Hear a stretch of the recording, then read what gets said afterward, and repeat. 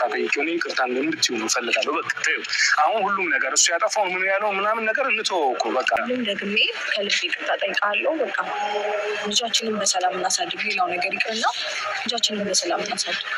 ከልቤ ነው ይቅርታ። ሻቴን አይደለም ተንኮል አስቤ አይደለም፣ ከልቤ ነው።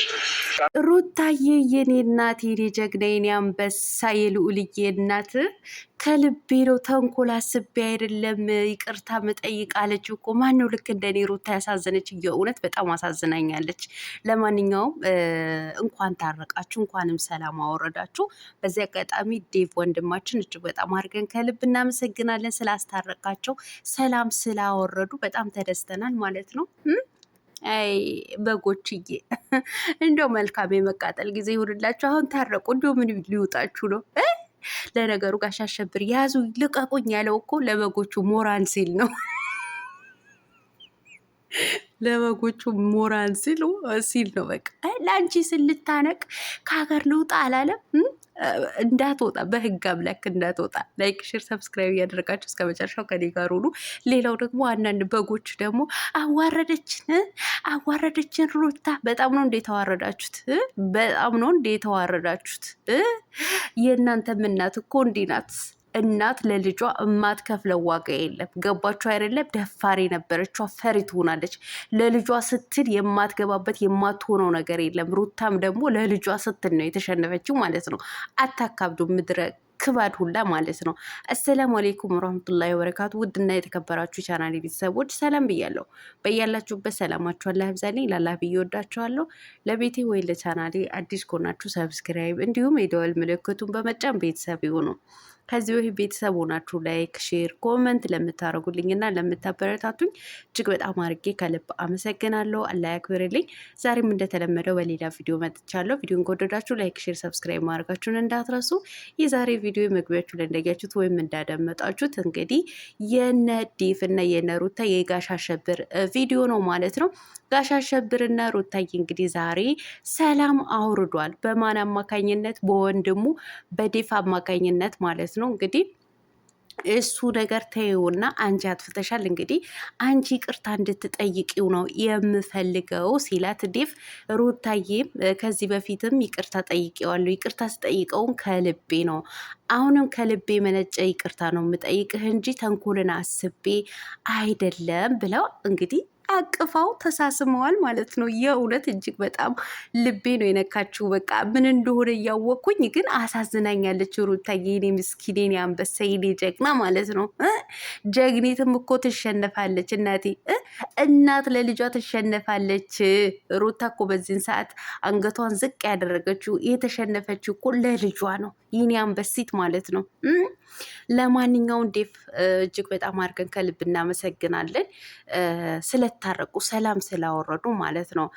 ነገር ግን እኔ ጋሽ አሸብር ጉዳይ በጣም ነው የገረመኝ ማለት ነው። ያዙኝ ልቀቁኝ አለ እኮ። ያዙኝ ልቀቁኝ በጣም ነው እንዴ ያዙኝ ልቀቁኝ ማለት ያበዛው ጋሽ አሸብር። የምን ነው? ሩታ እኮ እስከምትቃጠል እስከምታር ድረስ እኮ ነው የምትወዳት ማለት ነው። እንደምትወዳትም ደግሞ እናውቃለን። የሆነ ያስታውቅብሃል እኮ ያ የወንድነት ነገር ይዞህ ነው እንጂ አልሸነፋይነት ይዞህ ነው እንጂ በጣም እኮ ነው የምትወዳት። ለአንቺ ስለ ሀገር ልልቀቅ፣ እኔ እኮ ትንሽ ከቆየሁ አማኑኤል መግባት ችግር የለውም። አማኑኤል የምትገባበት እናዋጣለን እንዴ። ቀለበት ለሄርሜላ ቀለበት የምታስርበት ብቻ ነው እንዴ የምናዋጣው? ማለቴ የሚያዋጡት በጎቹ ማለት ነው። ለማንኛውም ያዙኝ ልቀቁኝ አትበል እንዴ። አንዳንድ ጊዜ እኮ ለሴት ልጅ ክብር የሚባል ነገር አለ። ለልጅህ እናት ለዛውንም ማለት ነው እንዴ። ሌሊት እየደወለች ትረብሸኛለች፣ ሚሴጅ እየላከች ትረብሸኛለች። ሩታዬ ደግሞ የእውነት እዚህ ቦታ ላይ በጣም ነው የተናደደችው። እግዚአብሔርን ፍራ፣ አትዋሽ፣ ውሸት አትዋሽ፣ እኔ አልደውልልህም አለችው ማለት ነው። ምን አስዋሸ እንዴ? ምን አስዋሸ? ብትደውልልህስ? በቃ የልጅህ እናት አይደለችም? በቃ በዛን ሰዓት እኮ እኔ እናንተ መለያየት አለብን፣ እንድትፈታኝ እፈልጋለሁ ያለችው እኮ አንተ ከምትሰራው አንጻር ከምታረጋቸው ድርጊቶች አንጻር ነው። ያም ደግሞ አንተን ጠልተህ አይደለም እኮ ሩታዬ በዛን ሰዓት ፍቺ የጠየቀችው ማለት ነው። ከዛ ከመጥፎ ተግባርህን እንድትርቅላ ስለፈለገች ፍቺን ፈርተ ትርቃለች ብላ አማራጭ አድርጋ ስለወሰደችው ነው እንጂ ጠልተህ አይደለም። አንተ ነቀዝ ማለት ነው። እውነቴን ነው። ዛሬም እሰድብሃለሁ። ምንም ማድረግ አይቻልም። ዛሬም ራሱ አናደኸኛል። ሰላም ስላወረዳችሁ በጣም ደስ ብሎኛል። ነገር ግን የሆነ በቃ ለሴት ልጅ በቃ መመለስ በሌለብህ መንገድ ነው የመለስክላት ማለት ነው። ዴቭ የሆነ በጣም ነው የምናመሰግነው ማለት ነው። በስነ ስርዓት አናግራት። እንግዲህ ጥፋቱ የእሱ ዛሬ ላይ ጭቅጭቅ መፍጠሩ ግን በጣም ስለገባው ያው ይቅርታ እሷን እንድትጠይቃ፣ ምክንያቱም በቃ እንድትሸነፍ ነው ያደረገው ዴቭ ማለት ነው። ማድረግም ያለበት ነገር ነው። እሱ የሆነ እንደ እንትን ነው ብን ያደረገው ማለት ነው። ለማንኛውም እንኳንም ታረቃችሁ። ያው ቀጣይ ደግሞ ጥሩ ነገር እንደምናይ ምንም ጥርጥር የለውም ማለት ነው። ባይሆን በፍቅር በሰላም ልዑሌን ብታሳድጉት በጣም አሪፍ ነው ማለት ነው። እንደው ከምታሰቃየው ጋሽ አሸብርዬ ውሽማው እኔ የራሴ ህይወት ይዣለሁ፣ በሰላም መኖር ነው የምፈልገው፣ አሁን ላይ እንደዚህ ነኝ ምናምን። ምንድን ውሽማ መያዝ በዚህ ልክ ጥጋብ ያደርጋል እንዴ? ለነገሩ ሩታም እኮ ባፈቀርክ ሰዓት እኮ እንደዚህ ነበርክ። ያዘ አንተ ልጅ በቃ ወደ አንድና በቃ እኛ ታረቁልን። አሁን ከዚህ በኋላ ሰላም አውርዳችኋል አይደለ? አሁን ደግሞ ወደ ፍቅር መጥታችሁ አንድ ላይ ልጃችሁን አሳድጋችሁ በቃ አብርሃም፣ ሩታ፣ ልዑል እንድንል ነው የምንፈልገው ማለት ነው። አንተ ከውሽማ እዛ እየተጋጋጥክ እየተላላጥክ ከምትመጣ በቃ አንድ ላይ ሆናችሁ በፍቅር እስኪ የአባትነትን ፍቅር አሳየን፣ ሩታም የእናትነትን ፍቅር እንድታሳየን ማለት ነው። ስለዚህ ለሁለት ሆናችሁ አብራችሁ ልጃችሁን እያሳደጋችሁ በቃ አሳዩ። የብዙ ወጣቶች አስተማሪ እንድትሆኑ አሪያ እንድትሆኑ ነው የምንፈልገው ማለት ነው። እስኪ ጭቅጭቃችሁን ንዝንዛችሁ አቁማችሁ ወደ ሰላም።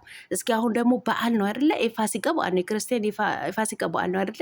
በበዓል ፏፈሽ ብላችሁ አብራችሁ ልጃችሁን በመካከል አስቀምጣችሁ እስኪ ኑሉን። እስኪ እንደዚህ በቃ በሰላም በፍቅር ኑሉን። በቃ ውሽሚትን ተዋት።